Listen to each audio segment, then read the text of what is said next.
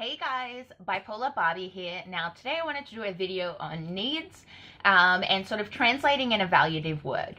So I think when it comes to our underlying needs, there are definitely emotions that are designed to alert us to the fact that certain needs are not being met, the same way that our body will make us feel thirsty to tell us that we need to have a drink, that we need to be hydrated. That is the underlying need there.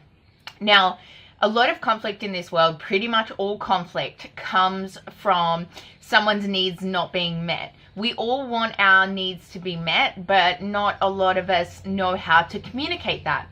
And communication is really key. But it's not just about communicating, it's not just about talking, it's about effective communication, which doesn't just come down, I guess, to the way that you present it, but it's actually also like what you say.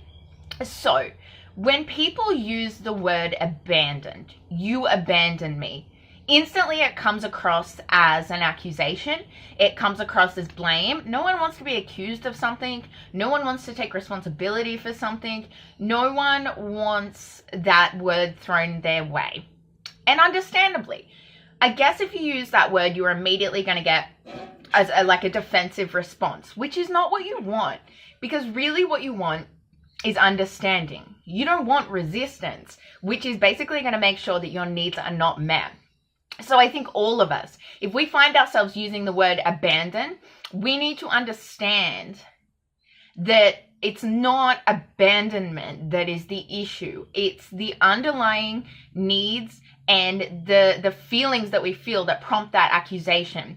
And I think it's both sides as well. We need to understand that when someone accuses us of abandoning them, what they really mean is that I feel terrified. I feel hurt. I feel just bewildered. I feel really sad, frightened, and I feel lonely.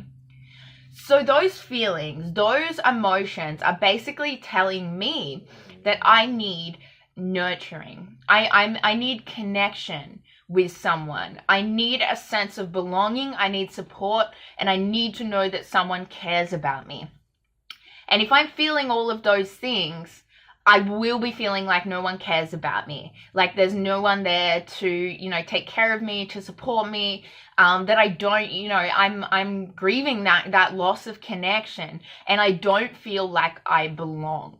And I think that's really important, because if someone is accusing you of abandoning them, it really means that they care so much about you and that, you're not fulfilling those needs. And you may have been fulfilling them, and it doesn't necessarily matter why you can't fulfill them. But that is the conversation that you need to be having about that needs. It doesn't matter like whether you think you're meeting that person's needs or not. That's just a stupid argument that many people get into. The fact is that I'm communicating with you that my needs are not being met. And if you can't meet them, that's fine. I either need to accept that and find those needs to be met somewhere else, or find someone else who can meet those needs for me. It's my responsibility, no one else's, to make sure that my needs are being met.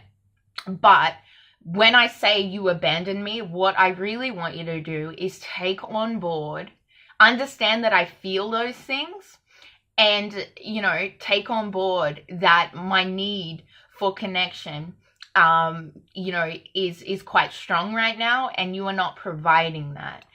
So I think if we look at it this way, as far as rather than using these evaluative words, I'm going to be doing a bunch of videos on some really common evaluative words, particularly that borderlines will use.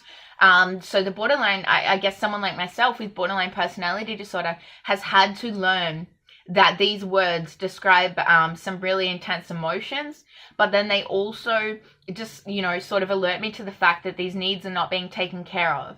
And when I'm searching for those needs in others, I kind of have to accept that it's no one else's responsibility to meet those needs, it's mine. And for people either interacting with borderlines or just the world in general needs to know these things as well, and be mindful of the way that we communicate things. Because if I sat there and I said to you, I feel terrified, I feel hurt, I feel bewildered, I feel sad, I feel frightened, and I feel lonely, Although even then, I guess that's what borderlines do as well. They need validation for those feelings.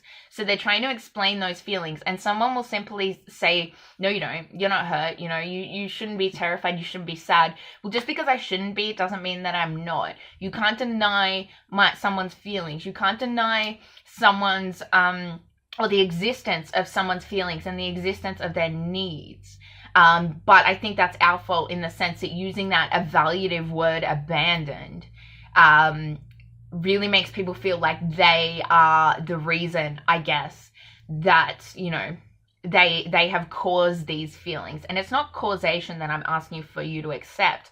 I'm just asking you to accept that these are real and that I do feel that way regardless of sort of how it happened. And I think if we started the conversation from the other end of the scale, rather than evaluative word, the feelings and then the needs, I think if we started with maybe, you know, discussing the needs first, if we could go through that process in ourselves and go, okay, you know, abandonment is not a feeling. Okay, so what am I feeling that is making me think that I am abandoned? And then, you know, look at those underlying needs and communicate those needs to someone rather than using an accusation. That's what we need to be doing.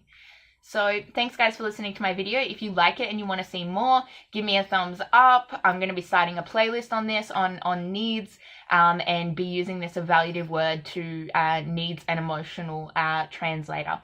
So thanks for listening guys, and I'll talk to you soon.